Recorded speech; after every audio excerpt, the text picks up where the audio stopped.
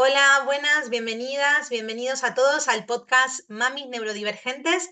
Hoy nuevamente estoy súper bien acompañada de Clara. Clara, ¿qué tal? Hola, hola, ¿qué tal? Bienvenida. Encantadísima de estar aquí. Muchísimas gracias.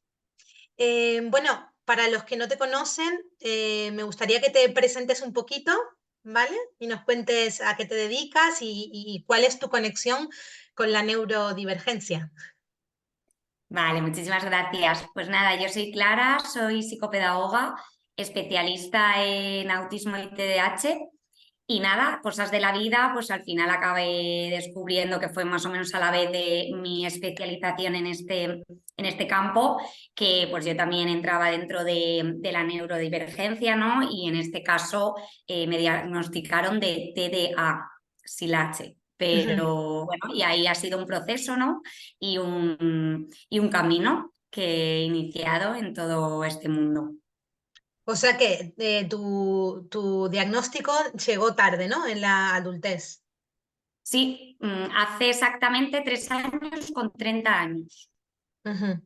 Yo llevaba Vale, sospechando ya, pues desde que empecé en este campo, ¿no? Empecé de orientadora en un cole y sí. ahí empecé a ver características en mis niños que me recordaban a mi infancia, ¿no? Empecé a conectar con mi infancia, con cosillas que veía, empecé a pensar más en eso, porque es algo que nunca tampoco perdí mucho la memoria, ¿no? No tenía mucha memoria de mi infancia. Y empecé a indagar un poquillo más y de ahí pues ya hice una especialización en TDAH.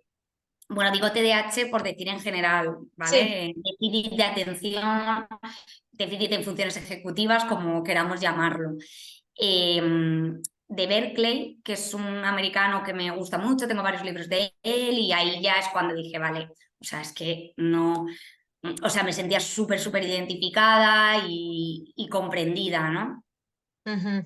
Eso nos suele pasar muchísimo, ¿no? Justamente los que no tenemos ese diagnóstico cuando somos pequeños, de alguna forma acabamos en este mundo o dedicándonos a ello, o en mi caso por mis hijos, ¿no? Y fíjate qué curioso porque ya es más de una persona que me dice que no recuerda mucho cosas de su infancia y a raíz de esto empieza a recordar. Y es que a mí me pasa exactamente lo mismo. Yo estoy reviviendo mi infancia a través de la infancia de mis peques, curiosamente. Qué guay, qué guay. Sí, sí, Es, sí, efectivamente. Es como que de repente empiezas a ver conexiones, ¿no? Empiezas a ver cosas que surgen y dices, madre mía, si es que soy yo, ¿no? De pequeña. Y conecta a lo mejor pues con ciertas heridas, pero también con ciertas partes que tenías olvidadas, ¿no? ujú. Y decías que tú siempre te notabas diferente, ¿no? Al resto de... ¿Te pasaba en el cole, con tus amigos, con tu familia, con quién, o sea, en qué entorno te pasaba más eso? Sí, me pasaba en todos los ámbitos. A ver, no voy a decir que no he sido una niña feliz porque lo he sido y, bueno, siempre he sido una niña muy social.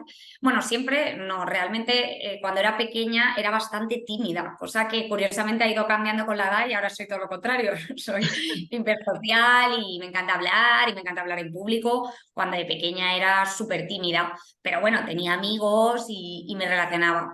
Fue más cuando empecé a crecer y a ser más consciente, ¿no? Pues yo creo que la adolescencia, cuando ya empecé a ver pues que sí que tenía ciertos ataques así un poco de ansiedad, ¿no? Como que no procesaba bien mis emociones, me costaba gestionar la emoción y me pasaba mucho en casa, pero también a veces con mis amigas, de no entender ciertas conductas, ciertos aspectos y era muy nerviosa también, pero lo llevaba por dentro, ¿no? Lo típico del TDA, pues mucha ansiedad, muchos nervios, pero que no era una niña movida, que yo estaba en el sitio, pero Claro, estaba súper nerviosa. Y sí. sí que empecé, pues fíjate, cuando era pequeña empecé con temblores, que ya no me pasa, pero de pequeña tenía temblores de la mano y eso me daba mucha inseguridad porque no sabía por qué me pasaba, porque Claro. me temblaba. ¿No?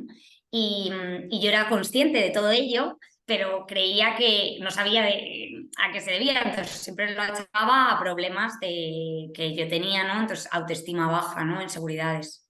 Ujú.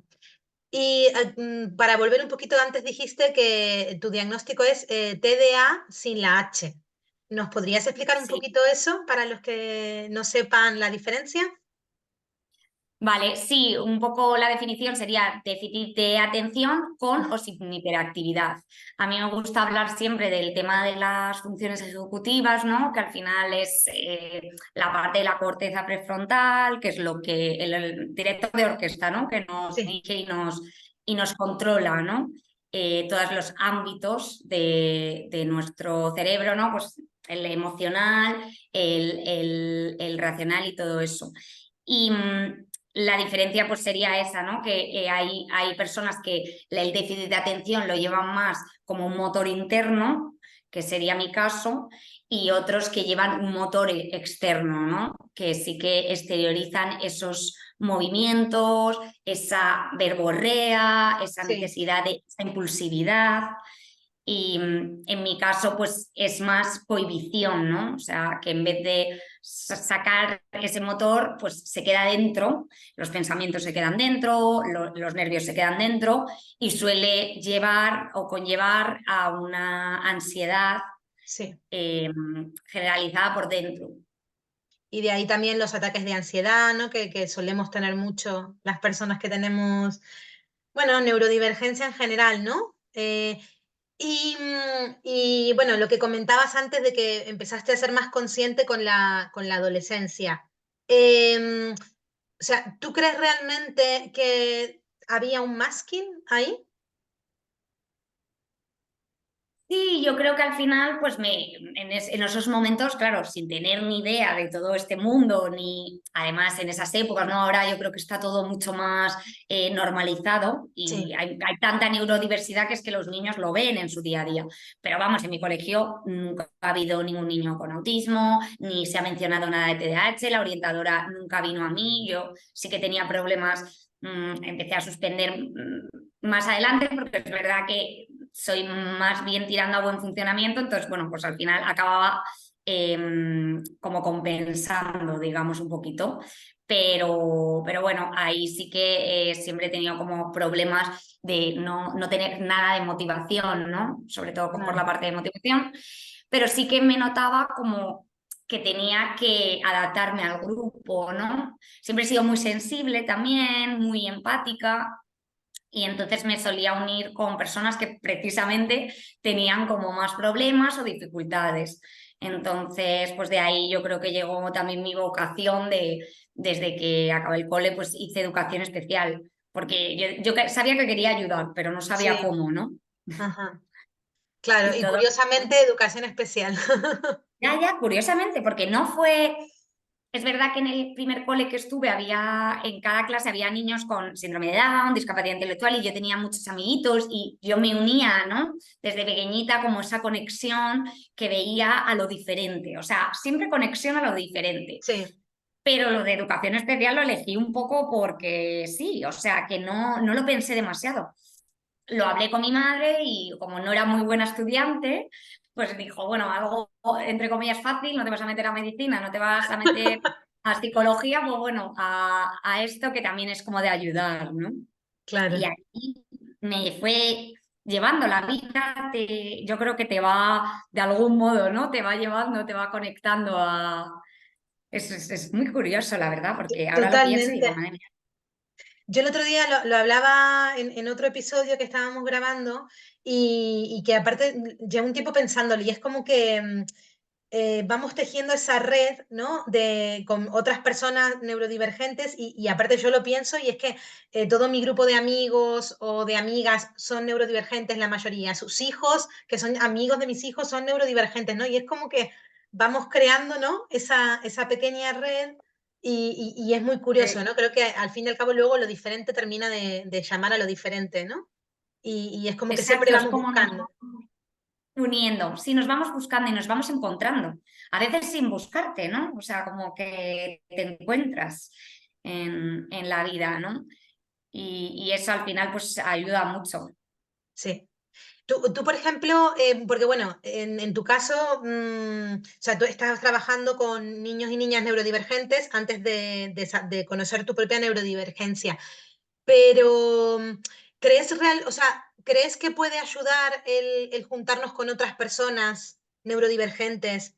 ¿Nos puede ayudar a lo mejor al autoconcepto, a la autoestima? ¿Crees que puede ser beneficioso?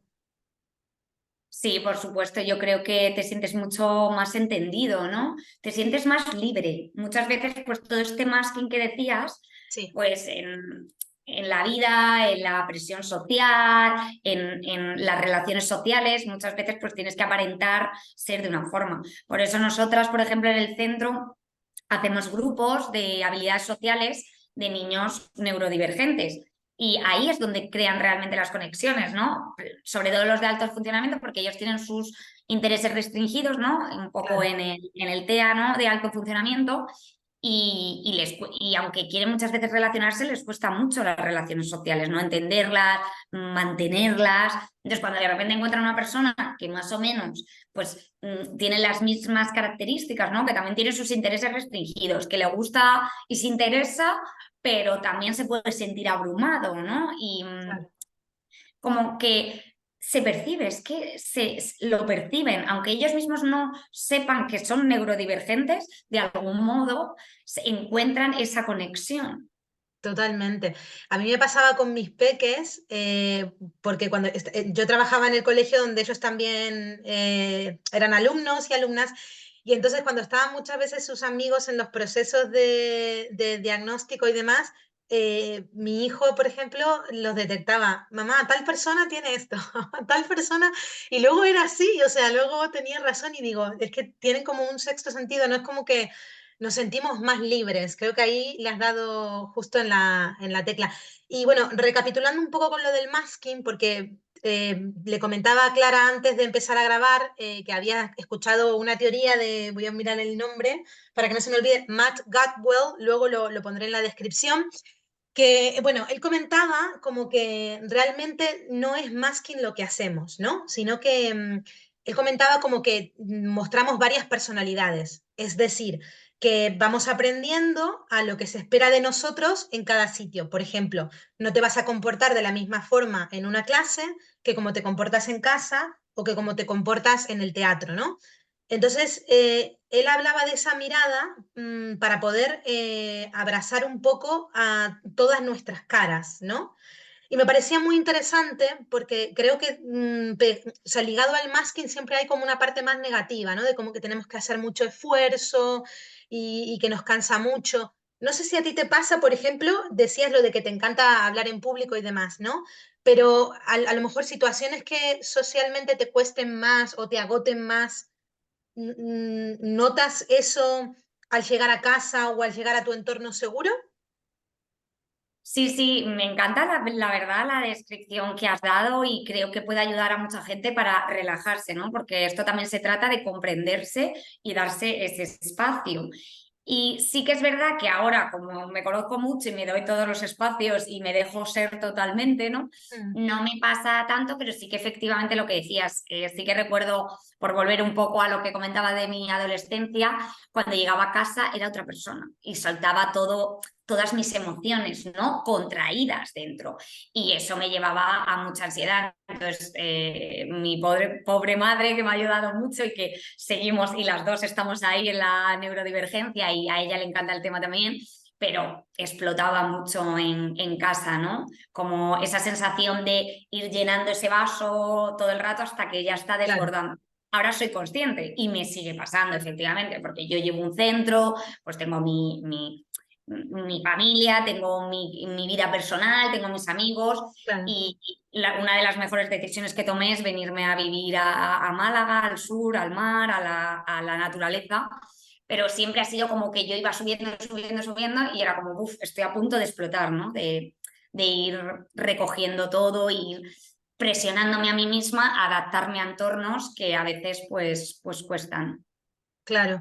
Es muy interesante eso que has dicho, lo de adaptarme a entornos que cuestan, porque yo a raíz de esto que escuchaba de este hombre, es como que estoy todo el rato planteándome, ¿no? Porque claro, ahora ya con mis 36 años, ¿no? Mi diagnóstico completo y todo lo vivido, es lo que tú dices, ¿no? Ya de grande es como que te permites más el cuidarte, el saber hasta dónde está tu límite y demás, ¿no? Yo igual me vine al medio del campo en Reino Unido, tal vez me pasé buscando naturaleza, pero noto que a mí, por ejemplo, eso me regula muchísimo. pero sí es verdad que siempre me surge la pregunta de, por ejemplo, en un entorno escolar, ¿no? En el que los niños neurodivergentes tienen que, o sea, a lo mejor vamos a usar, por ejemplo, en un niño autista, ¿no? O una niña autista, eh, a nivel sensorial, el entorno escolar, ¿no? Puede ser un entorno hostil.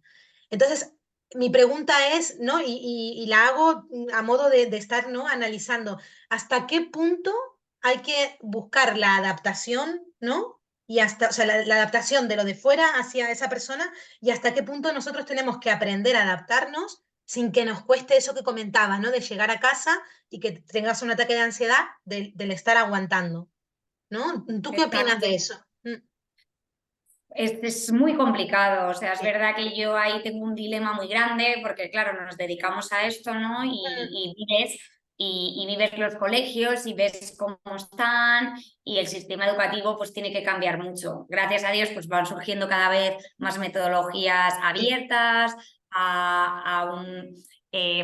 a abrazar más este tipo de necesidades y a Ujú, darles su espacio, ¿no? Que es lo que necesitan realmente, y también libre de estímulos, ¿no? Porque es verdad que un cole ordinario, digamos, ¿no? Con, yo qué sé, es que no sé qué número de niños decir, pero tropecientos niños en el patio, los ruidos, el timbre, es que me crea ansiedad a mí cuando yo trabajo sí. allí. O sea que por eso mismo también en nuestro centro pues hemos creado también este espacio, que hemos hecho como una especie de aula por las mañanas para la neurodiversidad, porque no solo hay TEA, hay un poco de todo, ¿no? Y que sea un espacio más tranquilo y partiendo de sus necesidades, pero yo creo que surgen cada vez más escuelitas así, más centros así, y creo que es súper importante porque está claro que van a tener que adaptarse a la sociedad, ¿no? No puedes quedarte Ujú, encerrado en casa, no puedes quedarte en tu burbuja, pero ujú. yo creo que hay que hacerlo de una forma respetuosa y agradable. O sea, que no llegue el niño, pues como llegaba yo, abrumadísimo de los ruidos, del cole, de no entender nada, de no hay nada de comprensión y Claro. no haya momentos de regulación en el día que me parecen súper importantes. Como decías, nosotras ahora sabemos y yo cuando estoy muy abrumada, pues me voy a la playa, que es lo que a mí me sienta bien, mi meditación, mis paseos, mis cosas. Pero claro, los niños eso no lo saben, ¿no? Claro. Esa regulación tiene que venir de fuera, tiene que ser extrínseca por parte de, pues, de los educadores o las familias o quien sea que les dé esos espacios. Claro, igual ahí también una forma de encontrar el equilibrio, ¿no? Es eso, ¿no? El enseñar regulación emocional y sensorial a los peques, ¿no? O sea, sería, en un mundo ideal, sería genial que eso se incluya en el currículum, ¿no? Y que el sistema educativo en ese aspecto cambie y podamos ver, no solo en la neurodivergencia, sino también en niños y niñas neurotípicas. Creo que es súper importante. Pero sí, tal vez ahí esté la clave, ¿no? De encontrar un equilibrio en el que no estemos en una burbuja porque está claro que el mundo está hecho para normotípicos, ¿no? Eh, o sea, es así y creo que todavía falta mucho para que eso cambie porque, bueno, hay que cambiarlo en el entorno escolar, pero luego hablamos ya en el entorno laboral de los adultos, o sea, ahí ya es otro tema. Pero bueno, igual la clave sí está ahí, trabajar mucho en la regulación, porque yo recuerdo también que a mí me pasaba lo mismo. Yo explotaba en casa de una forma impresionante. Y esto puede llevar a casos de ansiedad bastante severa y es una pena que no se trabaje tanto. Pero bueno, sí es verdad que se está cambiando mucho, se está cambiando mucho y hay mucha más información ahora. Sí, es verdad que en comparación cuando nosotras éramos pequeños, ¿no? Que más o menos somos de la misma generación, no había conocimiento, no había, vamos, que no se sabía nada de esto. Es verdad que respecto a lo que decías, efectivamente, no solo los niños neurodivergentes necesitan regulación y trabajar el control, o sea, por supuesto que todos, ¿no? Y el tema de la educación emocional, el conocer tus propias emociones, en saber lo que necesitas, en saber percibirlas Sí, y en el que te ayuden desde fuera a regularlas y a entenderlas. Pero es verdad que sobre todo pues, los niños neurodivergentes que tienen más alteraciones sensoriales, ¿no? Pues lo sufren más y muchas veces sin entendimiento, ¿no? Que Es verdad que a mí es que me parece tan importante, o sea, para mí siempre lo más importante es la comprensión, ¿no? A la medida que cada uno pueda, porque hay niños que pueden comprender más, niños que menos, o el nivel en el que se encuentren, pero que siempre haya una comprensión de nosotros mismos y del entorno en el que estamos. Sí, y que podamos tener la capacidad de ver más allá del comportamiento, que muchas veces el comportamiento es la punta del iceberg y Exacto. hay que abrir la mente para poder ver todo lo que hay debajo, que siempre nos ayuda a comprender más.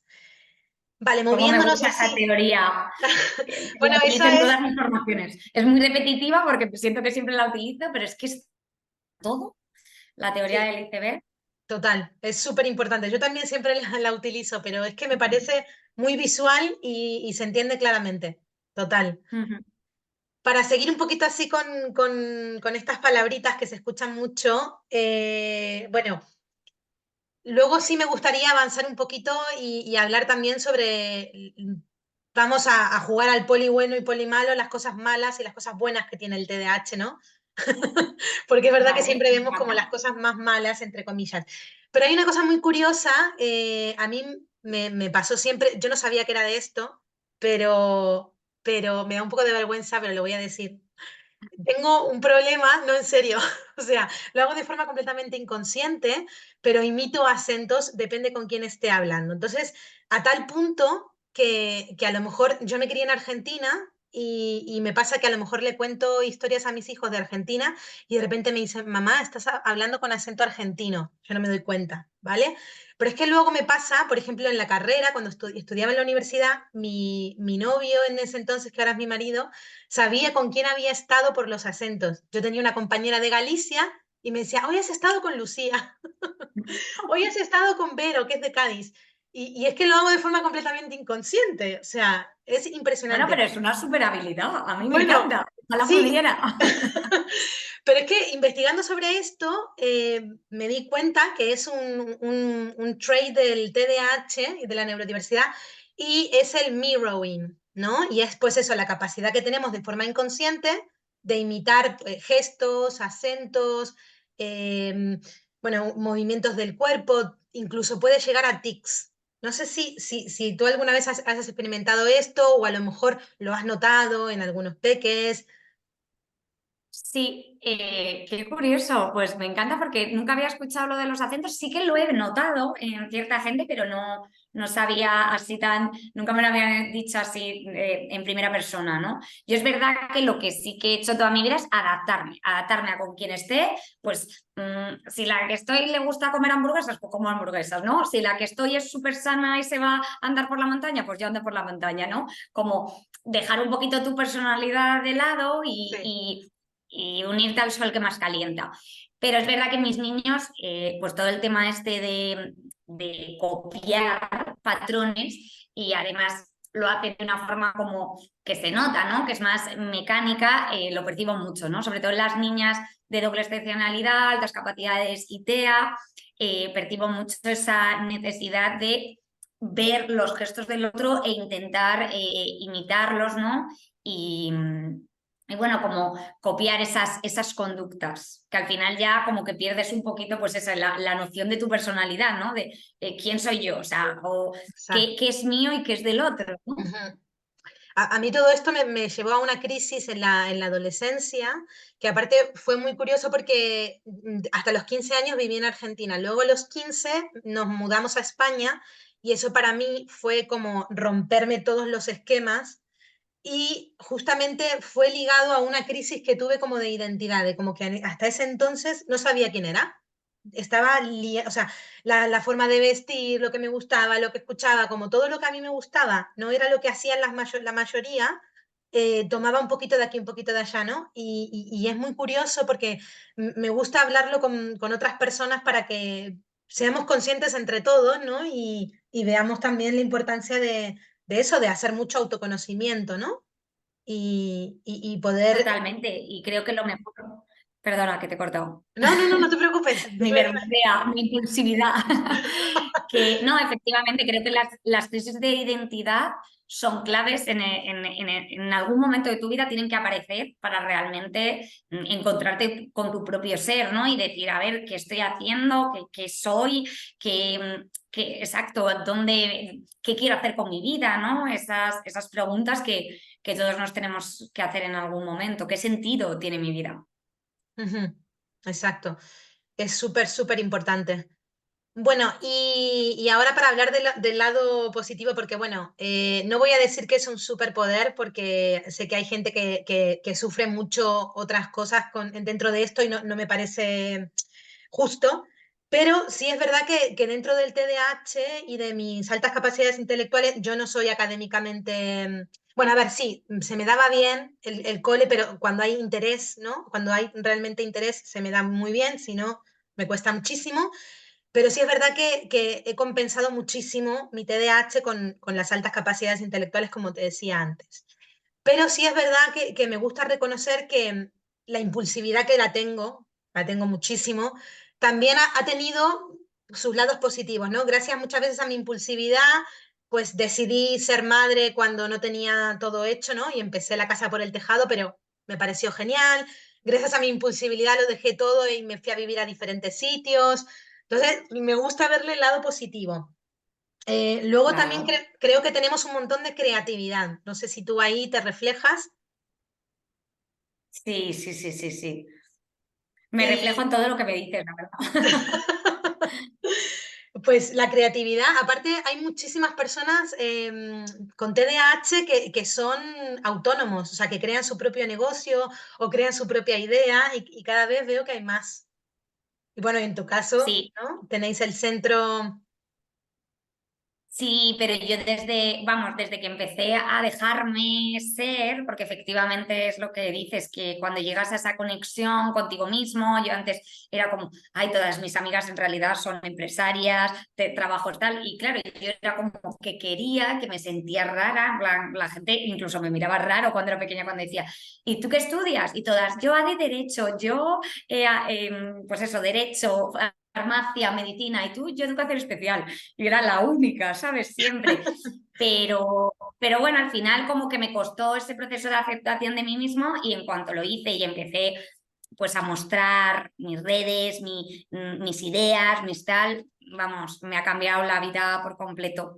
Y el poder ser tú la que eliges lo que quieres hacer, ¿no? Y cómo hacerlo, a mí me ayuda un montón. Pero bueno, desde que empecé a trabajar en el colegio también, era todos los días llegaba con una idea nueva a la directora que estaría harta. Ay, y podemos hacer esto, y inteligencia emocional, y mindfulness, y no sé qué, y no sé cuántos. Pero necesito dejar fluir porque si no, es como que me entra la desmotivación cuando entro en un trabajo monótono o Totalmente. repetitivo, que es como una planta que se marchita. A mí me pasa exactamente igual. Aparte, yo soy la típica que a lo mejor hasta que no logro que sea, soy la típica que puede dejar un trabajo fijo, que es lo que todo el mundo quiere, porque se vuelve demasiado monótono. Y seguro que, bueno, las personas que han trabajado conmigo sabrán que eso que has dicho, de llegar cada día con una idea diferente, y podemos hacer esto, y podemos hacer otro, y aparte a lo mejor ya lo tenía como desarrollado y hago el doble de trabajo, me da igual, pero es que cuando me da esa idea, ¿verdad? Cuando nos da Ya, ahí. sí. Es verdad que muchas veces me ha pasado que tengo tantas ideas en la cabeza que hasta que luego las ejecuto y tal, y ahora pues con el centro y bueno, con la madurez y demás, pues sí que he aprendido a ejecutarlas y a que funcionen, ¿no? Que es lo más importante, pero sí, efectivamente, hay veces que yo tengo tantas ideas en la cabeza y haría tantas cosas que es como imposible. Pero yo también, el tema de la impulsividad este que decías, efectivamente creo que muchas veces puede ser algo que se ve como negativo, ¿no? Porque a veces hablas antes de tiempo, como me ha pasado antes, o dices cosas que no deberías, eso también, que por Uf, hablar de más he tenido muchos problemas en la vida, pero sí. también es mi mayor suerte, porque gracias a eso, pues lo que tú dices, estamos aquí, tenemos nuestro propio negocio, nos hemos lanzado a vivir fuera. Yo igual, exactamente igual, he dejado trabajos fijos por irme al paro, literalmente, por decir, es que no puedo seguir en esta monotonía, necesito un cambio, ¿no? Y Ujú. nunca me ha dado miedo. y al final tampoco me ha ido mal, ¿no? No es algo que haya... Entonces creo que esa valentía, entre comillas, Sí, esa impulsividad, eso dejarte llevar sí, sin pensar en las consecuencias, que es típico el TDAH. sí. El no pensar en las consecuencias y tal, pero creo que tiene un lado muy positivo. Y qué bonito eso, ¿no? Es verdad que nos da valentía, ¿no? Podemos decir, mira, me parece muy bonito, esa va a ser la frase del podcast de hoy. Mi TDAH me ha dado valentía. O Sí. sea, me encanta. Es muy buena esa. Sí, sí, sí, sí. Valentía y lo que cuentas de lo de las ideas, que quería volver a eso, porque no sé si a ti te pasa, pero yo mis mejores ideas, o a lo mejor cuando tengo que resolver algo, algún problema, me vienen cuando estoy durmiendo. Pero es que el caso es que no me despierto, o sea, yo soy consciente, es como que estoy soñando, soy consciente y luego al día siguiente me levanto y me acuerdo y la tengo. Qué Pero, guay. pero es que conocía más de una persona que le pasaba eso, o sea, le venía Pues mientras dormía. sabes Y que precisamente me estabas hablando antes del tema del cuento de Puzlita que hice. ¿Sabes cuándo lo sí, hice? Durmiendo también. ¡ah! Estábamos en el confinamiento y es verdad que en el confinamiento, como tenía tanto tiempo en casa, ahí es cuando más ideas no paraba, todo el Claro, rato quería hacer. Y un día, en mitad de la noche, me levanté y empecé, y es que lo estaba viendo a una niña que era pues esa sí, imagen, sí, ¿no? sí, De sí. chiquita, una superheroína con las características de los niños con TEA. Y tal cual me levanté, me puse a escribirlo, hice el dibujo y al nada ya pues lo tuve. O sea, creo que en una semana lo hice todo y lo mandé a varias editoriales y me lo publicaron. O sea que sí, durmiendo y cuando estamos tranquilas, yo creo que cuando paramos, cuando nos nace muchas veces, ¿no? Total. Y eso que decías de que ahora has aprendido a ejecutar las ideas, ¿tienes algún truco o algo que podrías compartir? Porque creo que eso es un topicazo en TDAH, ¿no? Lo de ejecutar las ideas. Sí, porque claro, piensas muchas cosas, ¿no? Eso también a raíz de efectivamente lo que comentabas, pues el conocimiento, el trabajar mucho, el leer mucho y demás, pero antes tenía como muchas ideas, pero me quedaba en el camino de casi todas, ¿no? Ujú. Encima empezaba con muchas ganas o yo me ponía mis objetivos. Y luego era como que nunca se acababan surgiendo y eso me podía dar un bajón, ¿no? Pues lo que empecé a hacer es decir, como controlarlas, las ideas de quedaros quietecitas. No, pero simplemente como controlarlas y decir, vale, una idea, una solo. Y a mí lo que más me gusta, por ejemplo, es precisamente esto, ¿no? Transmitir conocimiento, formación, dar cursos, ayudar a familias, pues con mi Sí, experiencia y con mis características, ayudar a familias. Y dije, venga, pues solo esto y ya empezar por paso a paso, ¿no? Cuando consiga esto, pues otra cosa. Y básicamente ha sido eso, el dejar de pensar tanto y dedicarme a hacer. También ahora con el centro es fácil porque realmente es que tengo que venir aquí cada día, que eso a mí me ayuda mucho, no sé, si en general las personas con TDAH creo que es bueno tener una estructura, una rutina, porque cuando sí, yo trabajaba para mí misma, al final yo no sé organizarme sola, pero si yo sé que todos los días tengo que venir aquí de 9 a 2 o a X sí. y ejecutar y estar con los niños, pues luego me resulta más fácil. Es verdad que hay cosas que procrastino y siempre lo haré, ¿no? Pero en general tengo que tener el trabajo hecho y es un trabajo que me gusta. Claro, porque a veces nos viene muy bien también tener una fecha límite, ¿no? Y a pesar de que Sí, lo vamos, o sea, yo siempre he sido me acuerdo en la universidad, nunca lo había planteado, pero si había que entregar un trabajo, yo lo iba a hacer, no podía evitarlo, sí o sí lo iba a hacer la última noche, en toda la noche sin dormir, y hacía un trabajo que a lo mejor me sacaba un 10, pero, pero yo no podía evitar hacerlo en la última noche, ¿no? Y entonces me pasa con la sí. maleta, por ejemplo. Y, y ahora que soy mami, y claro que a pesar de que mis peques también colaboran en hacer su maleta, siempre es una cosa que cae entre mamá y papá, ¿no? Pero ahora estoy empezando a soltar el hecho de que yo sé que la voy a hacer a último momento. Entonces, Y no pasa si lo, nada. claro, si lo sé, ¿por qué voy a estar todo el rato pensando tengo que hacer la maleta una semana antes y escuchar como todo el mundo me dice, no, pero todavía no has hecho la maleta? No, entonces, ¿sabes? Como, no, yo he asumido que hago la maleta las horas antes de viajar. y ya está, ¿no? Y Total, siempre, sí, y quitarte esos quebraderos de cabeza. exacto, exacto. Y que no hay que hacer la maleta una semana antes, que no, No. que no. No, es verdad que precisamente es eso, ¿no? Lo que a mí me ha ayudado mucho. Ahora la verdad he de decir que estoy genial, pues por eso, porque he ido como conectando los puzzles de mi cabeza, digamos, pero efectivamente lo que más me ha ayudado es que antes tenía 20.000 cosas en la cabeza, yo me hago 20.000 agendas, tengo que escribirme todo, me lo escribo 20 veces, pero está ahí y es como que nunca lo ejecutaba, pues lo que tú dices de la maleta, ¿no? Y la maleta, y la maleta, y la maleta, o tenía que llamar, a veces es llamar a un número que tengo que llamar, que tengo pendiente, o enviar un papel, o Total. rellenar un papel, y está ahí, está ahí.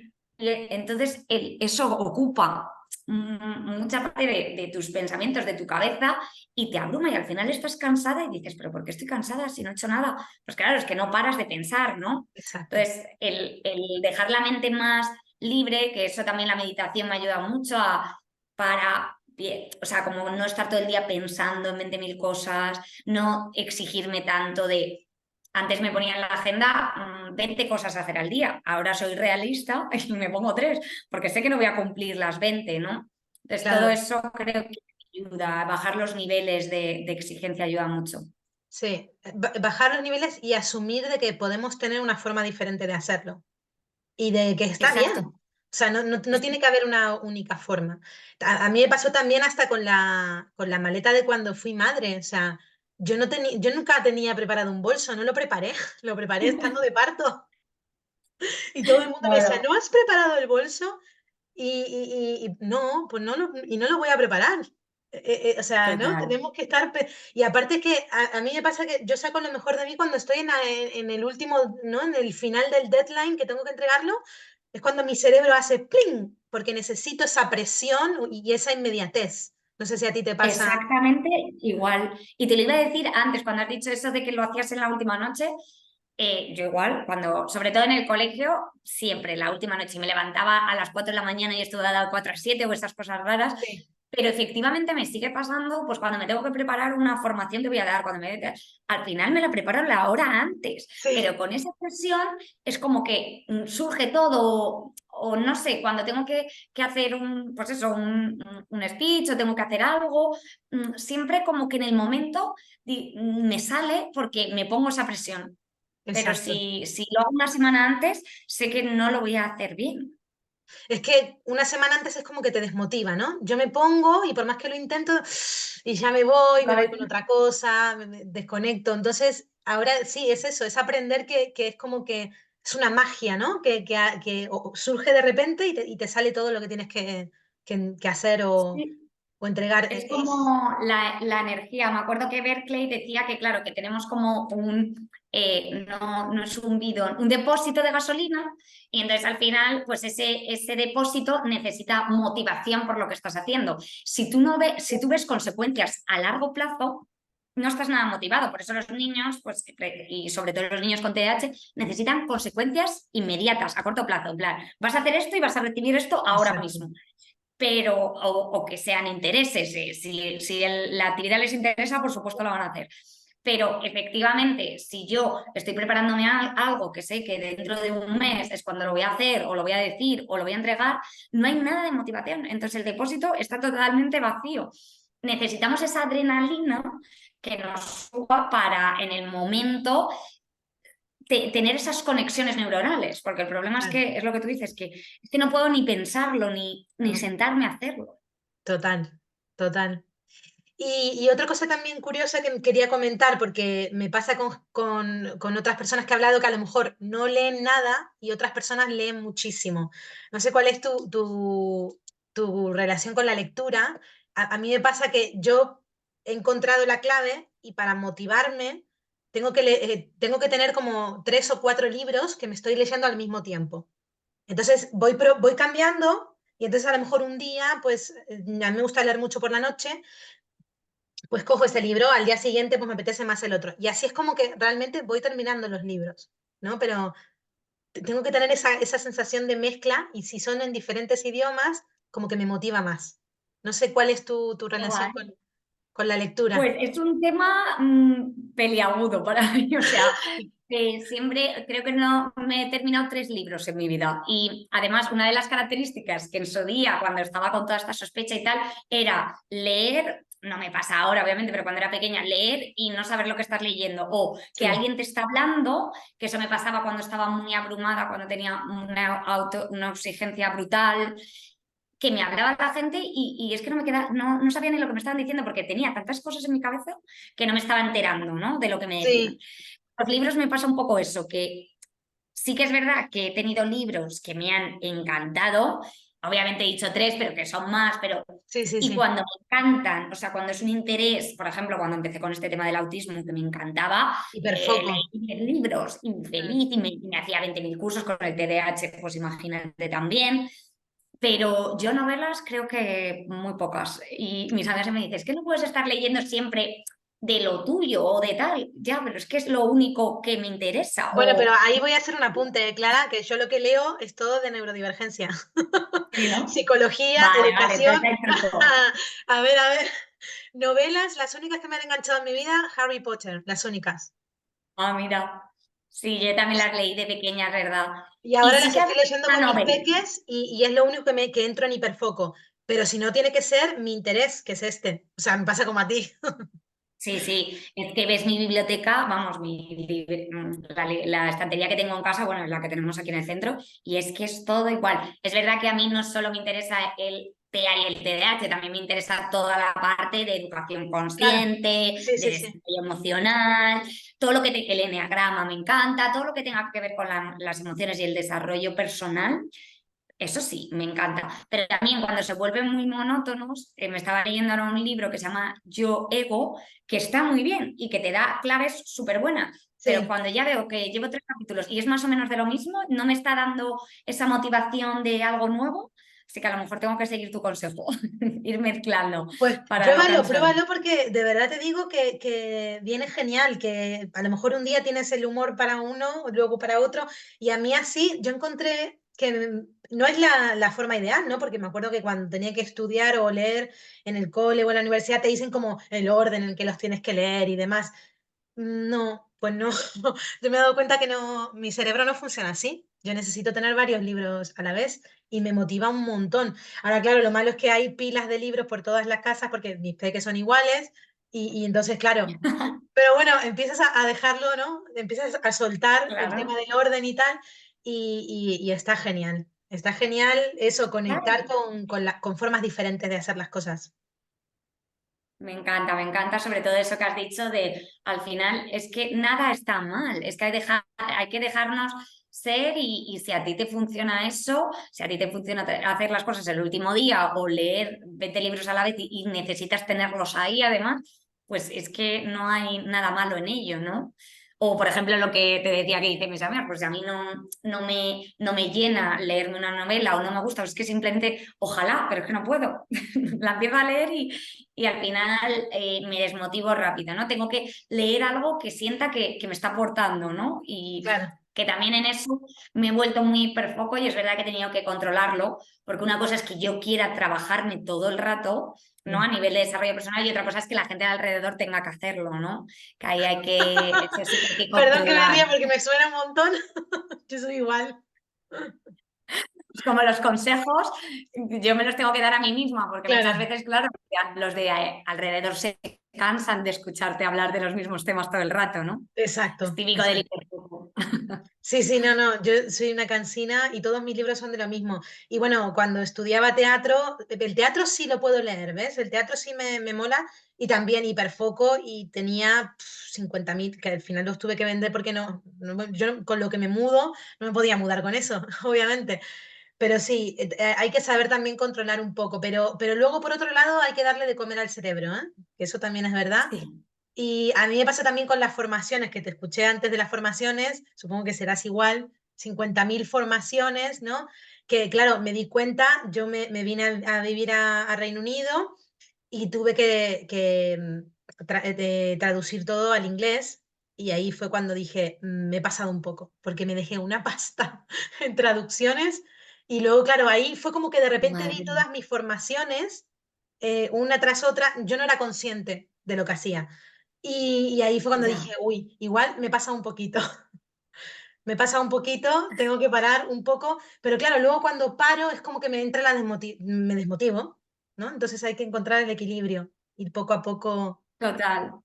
pues sí, Sí, es verdad que yo es o hago un montón o de repente tengo parones, ¿no? Y es verdad que cuando estoy conectada con las formaciones, con cursos, con libros, necesito como cosas nuevas también, porque es verdad que si empiezo a leer cosas y todo es lo mismo, es cuando me desmotivo. Necesito como que me, como sorprenderme, ¿no? En plan, wow, esto, qué claro, guay esta idea, qué guay esta aportación de conocimiento nueva, ¿no? Que me exacto. está Nuevas aportando algo. teorías, cosas que investigar, total.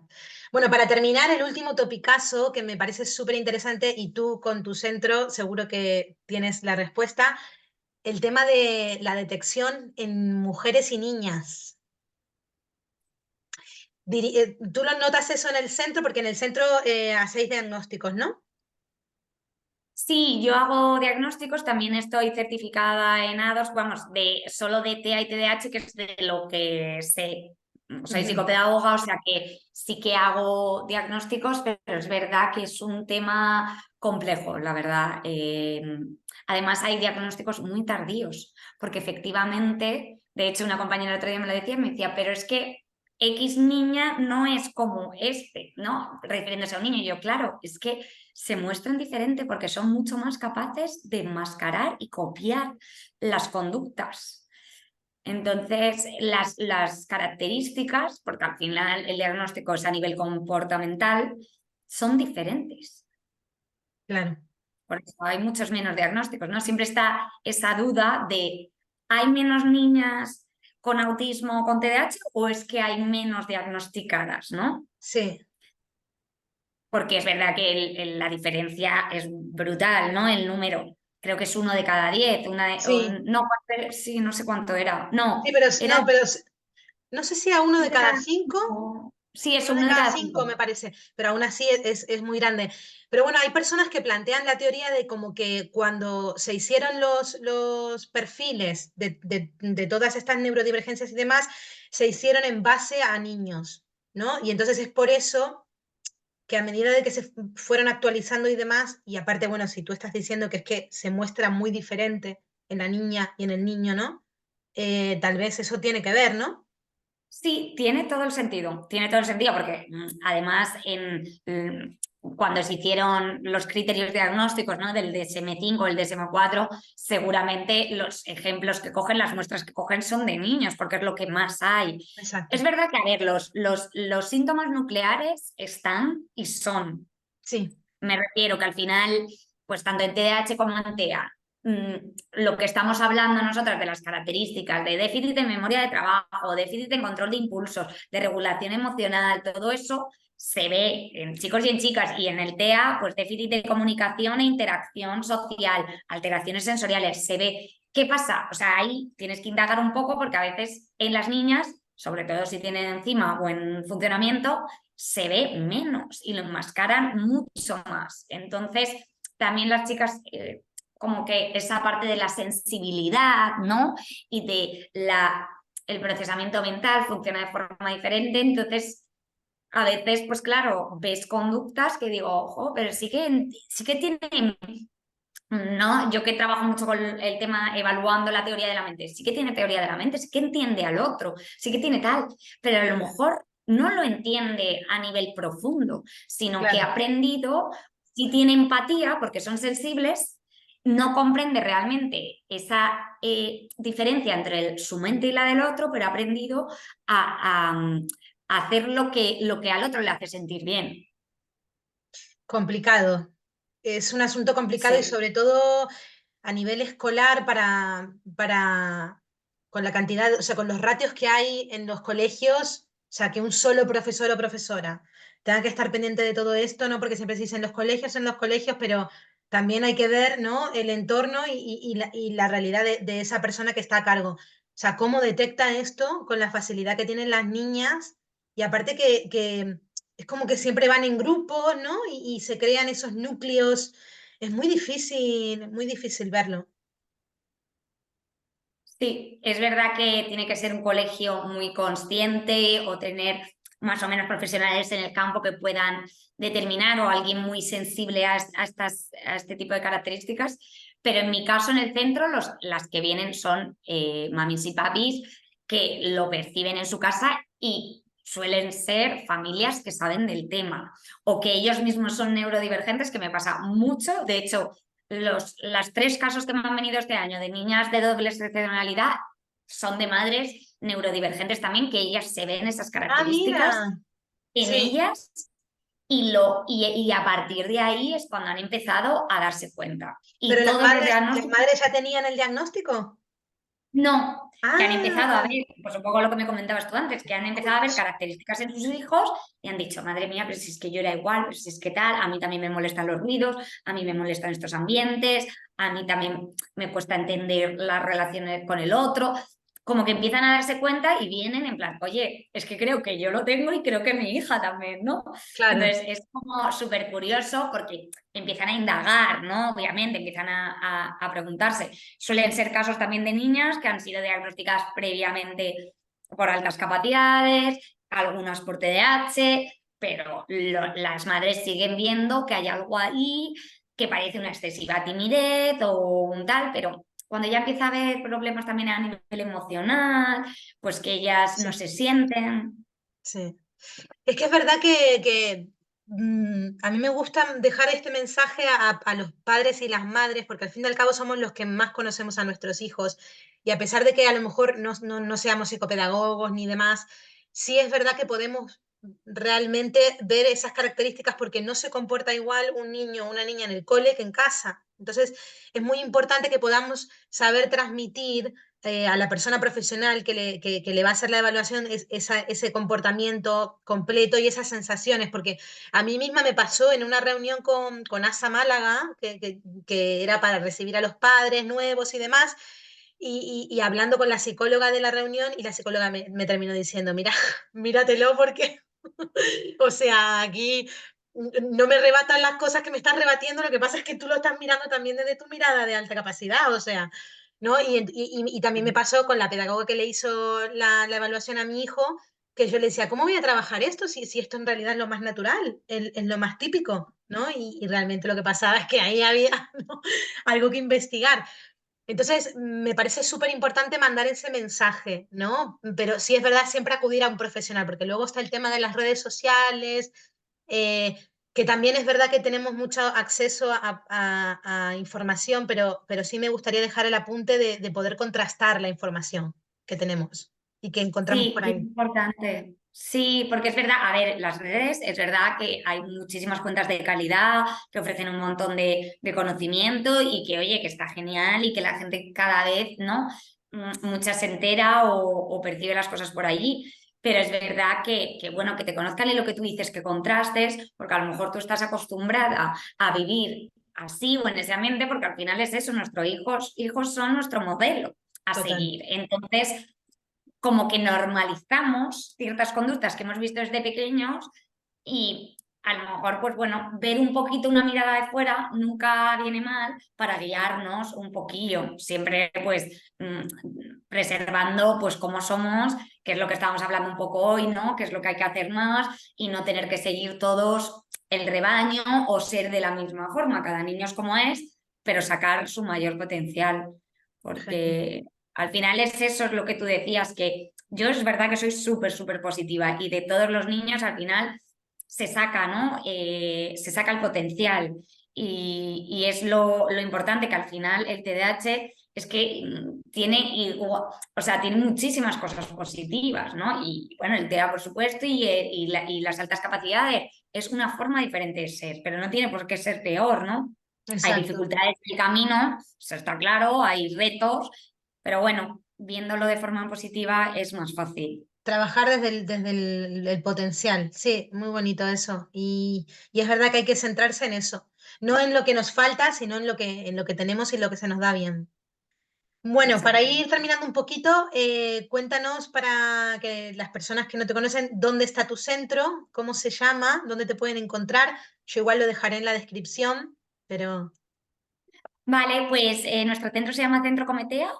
Abrimos en septiembre en Alaurín de la Torre, en calle de la Torre, cerquita de Málaga, para los que no conozcan Alaurín de la Torre. Ujú, Y nada, aquí estamos, la verdad, súper contentas, con mucha ilusión de que esté saliendo el proyecto que queríamos, que era, pues eso, montar el aula Cometea, que es como un aula de 0 a 6 años, que lo que queremos es que, pues, que vengan niños neurodivergentes ujú. y que puedan, pues lo que estamos hablando un poco hoy, ser ellos y sacar su potencial a través de sus intereses, trabajar las diferentes áreas del desarrollo, dándoles tiempo cada día para regularse y trabajar aspectos funcionales de la vida, ¿no? O sea, qué necesita ese niño en ese momento, pues es lo que más vamos a trabajar.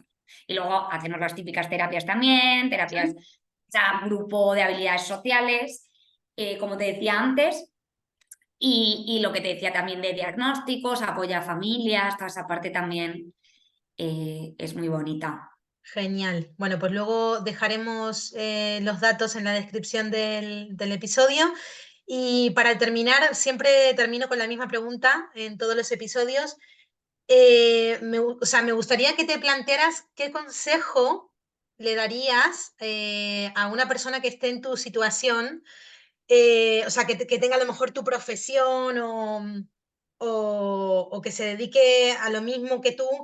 ¿Qué consejo le darías, ahora que tú sabes todo lo que sabes, qué consejo le darías que te hubiera gustado recibir a ti cuando no tenías tu diagnóstico, cuando todavía no O entendías sea, alguien tu... que tenga mis características, ¿no? Que tenga TDAH o algo Sí, bueno, similar. yo siempre lo pregunto como a otra mami, a otro papi, pero en tu caso, pues A otra a otra, persona. sí, a otra persona que también haya, o sea, que ahora mismo no tengas ese diagnóstico, pero que esté ahí resonándole, ¿no?